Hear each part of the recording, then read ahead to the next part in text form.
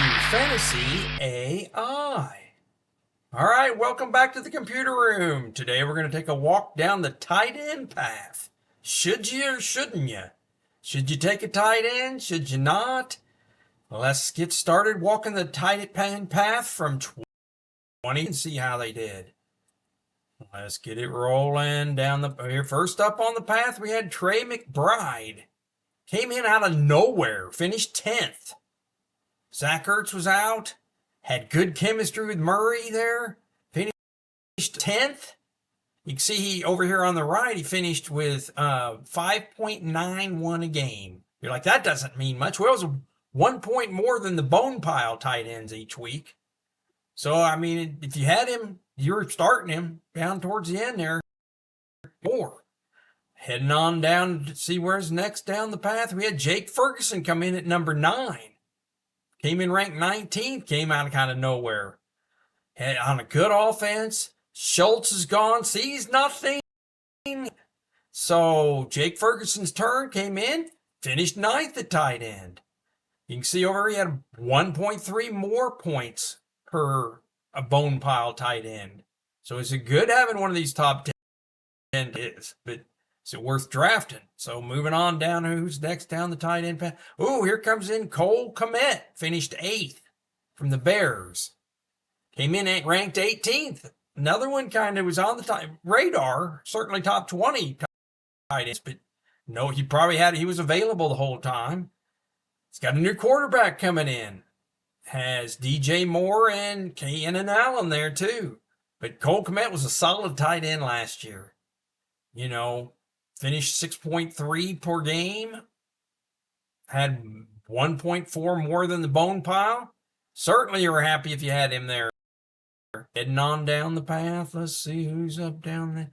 Ooh, Taysom Hill finished 7th. A gimmick. If you were playing him, I'm sure you were complaining that he was a gimmick at tight end. You can see here he had 290 receiving as a tight end. 2 touchdowns. Will they move on from the gimmick next year? Who knows? But, I mean, he's classified as a tight end. That's why I can call him a gimmick. But he's passing the ball, running the ball more than he ever does tight ending. But, hey, you can see even here, if you had him, you're starting him. He was 2 points almost more than the bone pile. What I mean by the bone pile, if you had to go up and pick a tight end for the week and try to pick the best one. I got stuck going to that bone pile last year.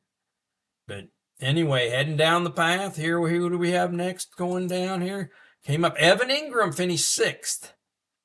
Came in 11th. So he was right on the radar there. Everyone thought the good offense, but a lot of receivers there. Kind of what he was going to do there, but he'd been around a while too. So, but almost had 1,000 yards there. And you can see that he had 2 more points than if you're starting some average pick up one every week thing.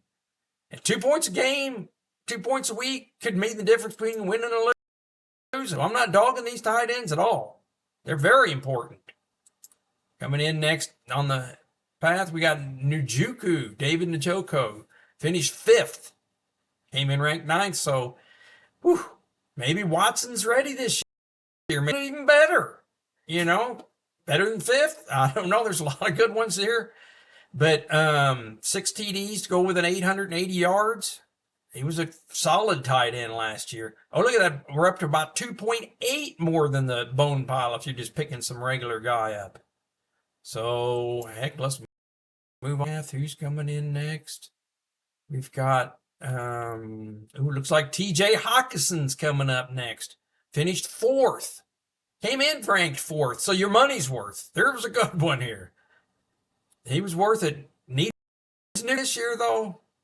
Hey, the defense is going to be busy elsewhere, too, with Jefferson and Addison. I mean, if they get a good quarterback, Sam Darnold's not too bad. I mean, to keep Jefferson and them going, I don't know. But you can see here, he had 3.5 more points than a bone pile tight end. So if the team's going to go get a bone pile tight end that week, and you're playing them, we're already at a 3.5 advantage if you've got Hockenson or a good tight end. Moving on down the path, who we got next? See that we got, the King. The King got dethroned last year. Travis Kelce. Came in ranked first, of course, came in ranked first the last 6 years. But finished third. This run over. Is his run over? You just don't know.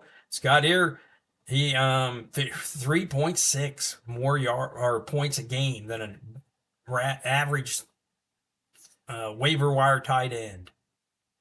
I mean, didn't get quite 1,000 yards, had 984, 5, has that rock star thing going on. Is he going to be a mind in the game next year?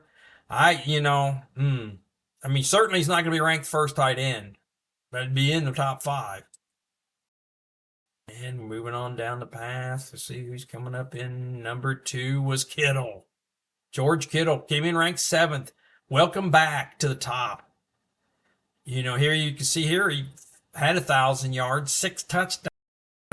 Good offense keeping him clean. What I mean by that is, hey, they're not going to plan for George Kittle. Let's stop him. No, there's too much else going on in San Francisco. But you can see here he had 3.7 more than a run-of-the-mill tight end. That's a big game breaker. I mean, if you're getting 4 more points a game than someone running an average tight end, that makes it quite a difference.